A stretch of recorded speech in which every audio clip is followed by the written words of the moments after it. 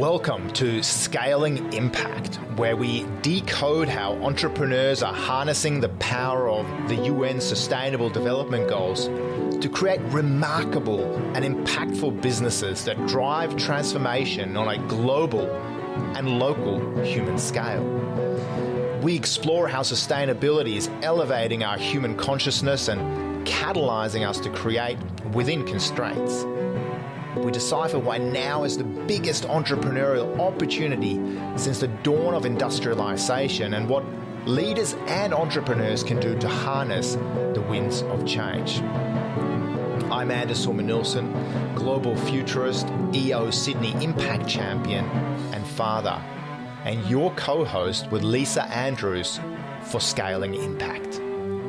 Hello and welcome to our podcast, Scaling Impact, with my co-host, Anders.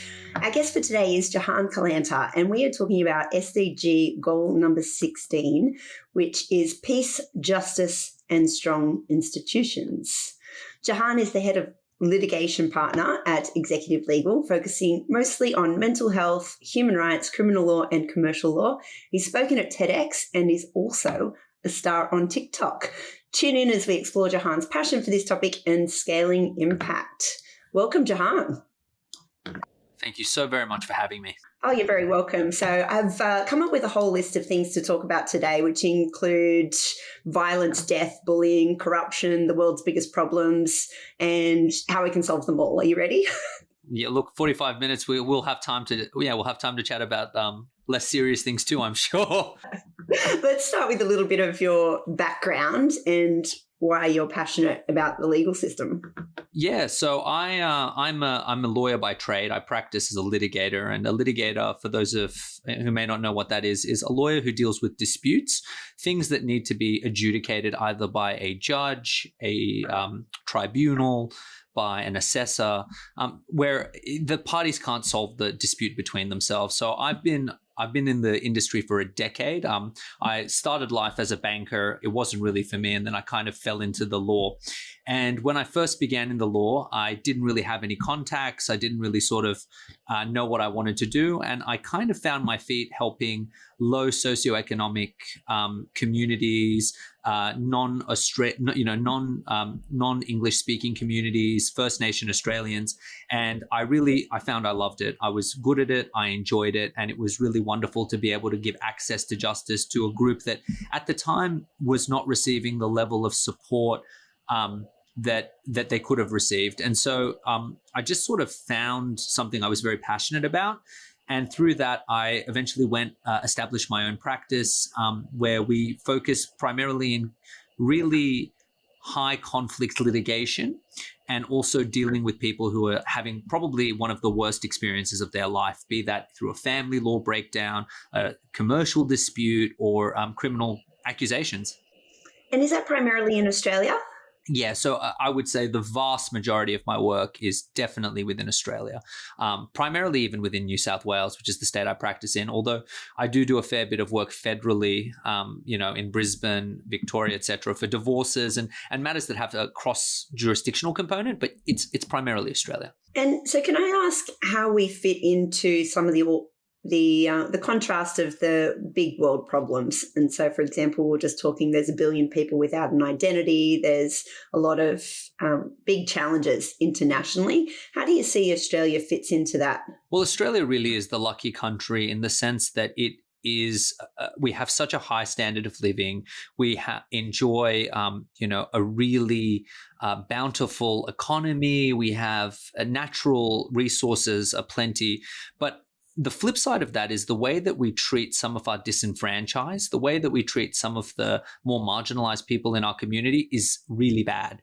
And it's this stark contrast that always, I guess, affects me and makes me a little disappointed in the way that we treat, for example, refugees or our First Nation Australians or anyone who doesn't fit into the, traditional mold of what one perceives to be an Australian. There is a real pressure and tension placed on them. And it's something that I don't think we talk about enough. And it's something that until we talk about and bring light to, we really can't solve. That's really interesting. I guess I love to talk about history and present and future. And I think I'm actually going to park the history part at the moment because I think we would probably both agree that things haven't been ideal, and it'd be really nice to actually focus on the present. And I know that you're actually making a lot of changes, but then into the future as well. And I guess this is the part where I'm going to ask you about TikTok, because I feel like you're actually crowdsourcing great legal questions, and you're actually making it digestible for everyday humans in a really fun way. So TikTok was actually, as much as I've benefited from TikTok and I love TikTok, TikTok really did a lot for me psychologically. So at the start of the last lockdown, I was kind of, no one knew what was going on. Courts had shut, my staff were furloughed, and I was in this very weird state where I didn't know what the future would hold. And I love to talk about the law. I'm sure you know that, Lisa. I can chat your ear off about it. So it was very strange to come to an office and have no one to talk about or talk with. And so I kind of, the work was, I didn't know what I was going to do with our practice. I didn't know how I'd make my bills. So I just took out my camera and I started sharing weird legal stories, little pieces of information from my practice. And I think the fact that everyone else was kind of furloughed and at home as well meant that there was people who were watching it. And I got to a relatively large number. I got to a few thousand, 2,000 or 3,000 really quickly. And then it was much, much slower. And it's the interesting thing about social media is people will kind of click in when they need something and then click out. And it's creating this two-way communication whereby I thought that I knew what people wanted to know about in the law, and I was wrong. And the great thing about social media is they can tell you, hey, I'm actually interested in this. Can we talk about this? So developing that understanding has been really powerful for me. So please share, what do people want to know about the law, and what have been some of your favourite hypotheticals? Yeah, so look, a lot of people want to know about police powers. They want to know what the police can and can't do. They want to understand what the legal system looks like. They want to know what a lot of practical stuff. If I'm getting divorced, what do I need to say? What do I need to say, do, etc. If I'm going to, go to court, what do I wear? That's pretty popular, but more so contemporary legal issues and understanding what they mean, like the Amber Heard and Johnny Depp case. Like that has just been so much interest. Everyone wants to understand what's defamation. Why is there a jury if it's a defamation trial? What if she lies? What if he says this? And breaking those down into plain English and translating it from a much more complex legal framework has been really rewarding for me, and it seems to be what people are really resonating with. Yeah, I know. I definitely asked you a whole heap of hypothetical questions. We've been on a boat one day and I was like, what would actually happen if this circumstance, I think it was if someone was accidentally changing and flashed themselves, what would happen kind of thing. And you're like, it's TikTok. So that was the one. And that actually did really well because people are curious. Yeah. I guess when we're talking about scaling impact, and this is kind of making it accessible to everyone, and I think that's what I really like about what you've been able to do. And I've been talking about how people could almost have a think about what their digital footprint is online, whether for themselves or for their business, and is it bigger than their physical footprint? And so our voices online can be a lot bigger than ourselves these days. Absolutely. I'm proof of that. The avatar that I've created of myself, who's just, you can only be in one place at one time, but if you create a great piece of content, it can be seen literally all around the world by millions of people and make an impact in the way that they think, perceive, and understand a situation. And I think that's what access to justice is really about. It's about demystifying the complex legal framework and explaining it. The law is actually very logical. The problem is people really don't understand how you get from step 1 to step 5 to step 50. And by breaking it down for them, by teaching them how a lawyer thinks and understanding what is and is not thought about in that lens, it really gives a lot of clarity and I think builds confidence. People start to go, yeah, wow, somebody's actually thought about this law thing. And that's the real value. It's bringing this barrier down and making people understand that, wow, there's this thing called the law. If I'm in trouble, I can rely upon it and it can be understood. It doesn't need to remain this weird thing. Yeah, great. I'm going to shift context a little bit now. So that's scaling through social media. What are your thoughts on scaling through technology? So things such as smart contracts or DAOs. Are you seeing much in the legal realm where you can actually scale through automation, and how any cases or your thoughts around that? Yeah. So look, smart contracts that automatically execute when conditions are met are just such a brilliant modality, because it gets rid of the cost of execution, which is enormous. It gets rid of the cost of people not following their commitments. So smart contracts will absolutely be the way of the future. A lot of people have said, well, AI is going to kind of replace the role of the lawyer. I don't think that's the case. I think there will be AI and there will be lawyers, and there will be lawyers that know how to use AI. And it's that understanding of the humanity of it mixed with the rationale of a robot or of AI that's going to make all of the difference. Many people have jobs in legal practices that can be replaced with a few lines of code. I remember my first job as a law clerk was I had to go through thousands of pages of documents with a black pen and just scribble out a person's name. That could be done in 2 minutes now with a command on Adobe. So the world has changed. It's natural the law must change with it. Yeah, and I guess are you seeing cross-border examples as well? So Australian businesses that are really scaling internationally and solving big problems through smart contracts or automation? Absolutely. I mean, one of the interesting things about smart contracts, one of the most interesting things about globalization in general is that capital is no longer preserved to an international border.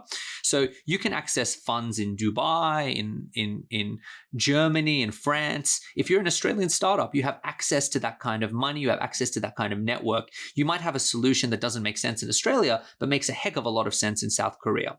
And so the ability for the knowledge to be shared. I mean, the knowledge is basically free now. It's the access that we sell. And so that's why in TikTok, I tell everyone what to do. You can watch my TikTok. You'll know what to do. If you want me to do it for you, that's where I make my that's where I make my living. And I think that as we get better at understanding that, the role of AI in executing it will come to the forefront, and then we'll have more time to focus on solving complex problems rather than getting bogged down in the detail.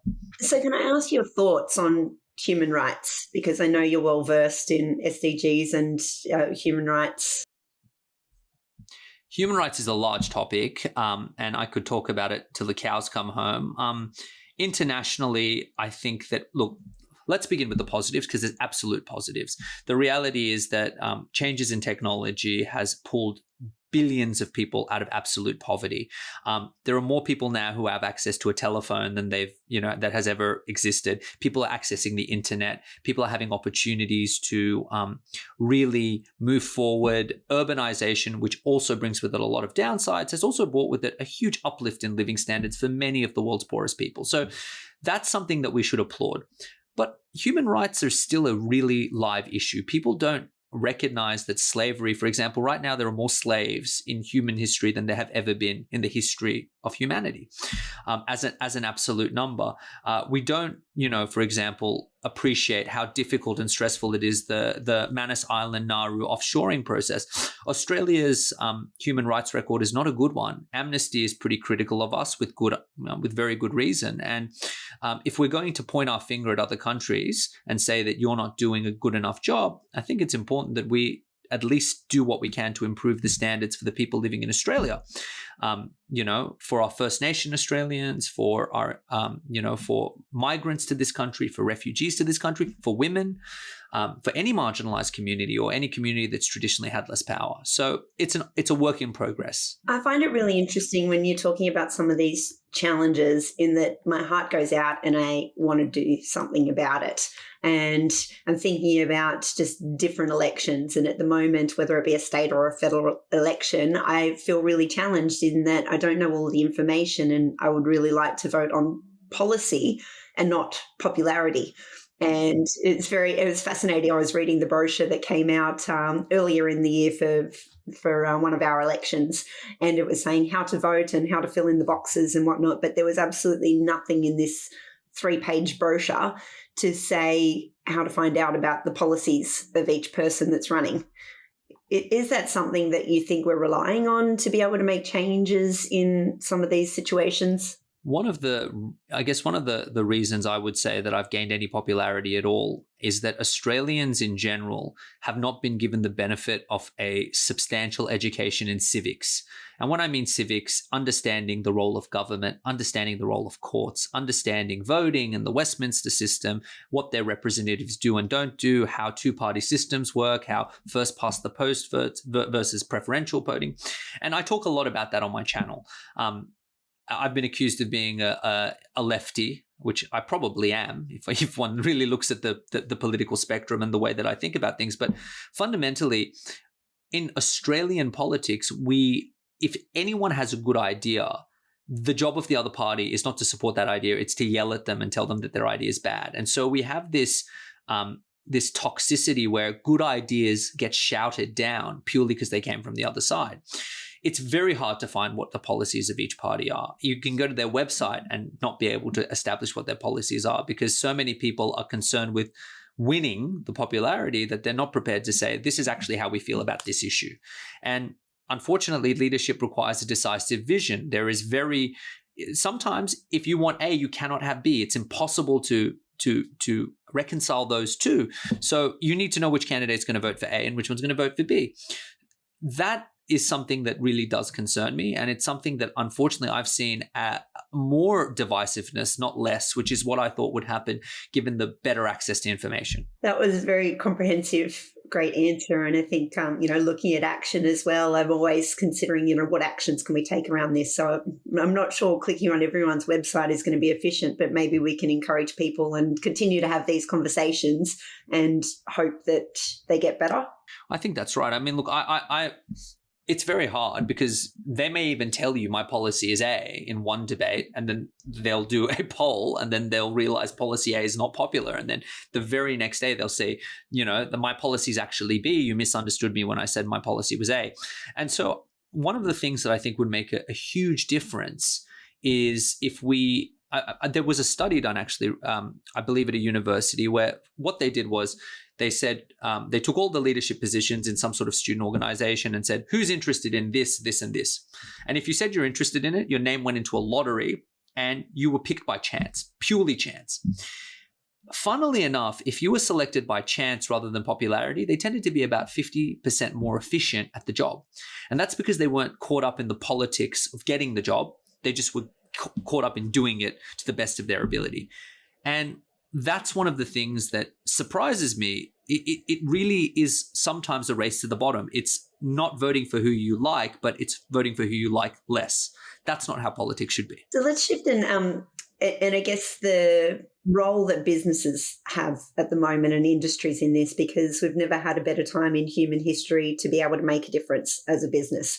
And so we talk about aligning with purpose. And so you see a challenge that might be happening in the world or in your local community, and then businesses are able to really make a difference and help them. What role do you think that businesses can play in solving some of these really big challenges? I think business is the future in terms of businesses now solve problems that governments used to solve, which is amazing. A problem like internal telecommunication, that was resolved by a company called Skype. And now there's companies like Slack. There's companies that allow instantaneous communication without the need of a centralized, provider, the traditional Telstra or Telcom as it was known, to interface with it. It's fascinating. A team of 6 built Slack, which is one of the most powerful messaging softwares, and gives so many people the opportunity. We use Slack to communicate with offshore team members. We wouldn't be able to do that if, we were relying upon the government's position. So what business can be very good at is seeing a challenge, fixing it, providing a commercial solution that benefits everyone, and creating an arbitrage where one didn't exist. And I think that that's sort of what the future holds. One of the major concerns people have is, well, what about all the externalities? You build a trucking company, but you don't pay for the smog. That can be factored in. That can absolutely be factored in. And I'm starting to become more and more concerned that government's not the right person to factor it in, and that there are better mechanisms for that. Yeah, great. And I think businesses definitely aligning with that purpose and changing things. You just spoke about Slack, and it's a Web 2.0 application. And I've been considering a lot what blockchain and Web3 solutions are going to do for the future. And how businesses need them. So Web 1.0, everyone had a website and thought if they had a website that they were going to make lots of money because they get all this traffic, and they realized they had to add value. Web 2.0, we've got all these apps, Facebook Swipe, Slack, all sorts of different things. And then Web 3.0, I guess, is where we're going to have blockchain technologies and DAOs and the ability to scale more. I guess what I'm really excited about in this space is the ability to know a lot more. And so we've got 4 billion people or so that are about to come on the internet at fast speeds who haven't been online in the past. And, if you think about the 1 billion people who don't have an ID in the world, there's a business, World Identity Network, who is founded by the ex-World Bank employee and giving people an ID. And I think about some of those different things that, like when you look at really big problems, then, how do we solve them? So you're definitely touching on something there when you're talking about business and big problems. And I think for me, scaling impact is really leveraging technology to be able to solve a big problem in a really smart way, which definitely you need contracts and legal documents to make sure that that's all going to be automated as much as possible. Absolutely. Look, I'm well aware that I sit in a position of extreme privilege, waving my finger at things that, a lot of people think, there's so much bigger problems elsewhere. Like, why are you having a go at, our government? There's some validity to that. But I think the larger point to make is that if we don't address these problems and we don't accept that they're there, we'll never get them solved.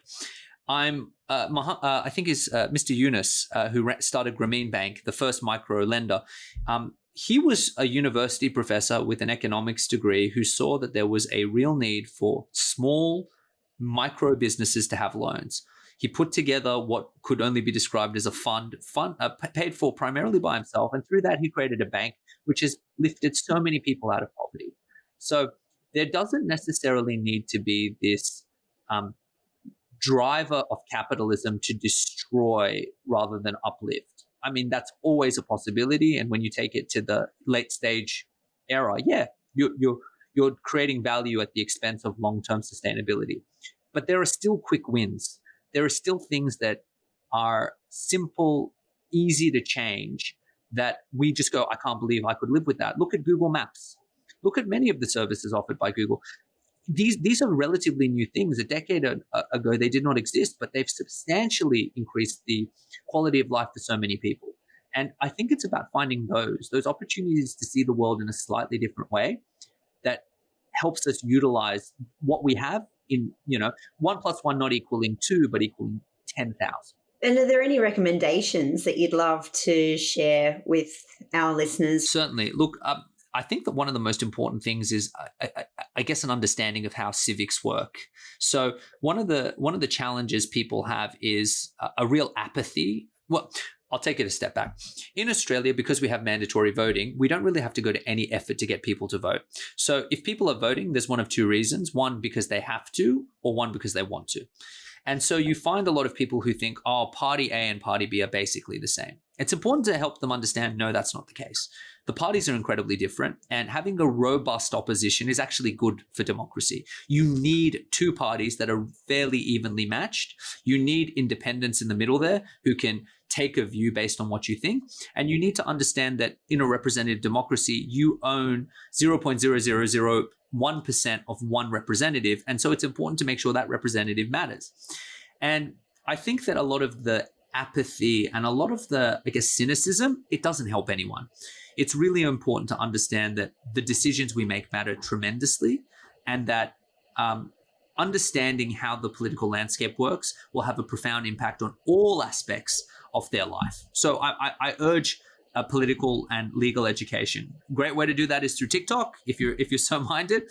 Otherwise, there's a lot of information out there that enables you to see the world through different lenses. I personally read 3 different newspapers with different bends. One's slightly left, one's central, and one's kind of right.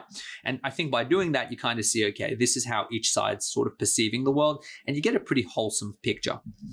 That's really fascinating, because I think about the information that we consume. And if you think about information as food, then what's your diet consist of? Absolutely. One of my colleagues actually shared if you're actually reading a data set or anything that doesn't add up to 7.8 billion people or down, that you're just in a non-inclusive or non-comprehensive data set.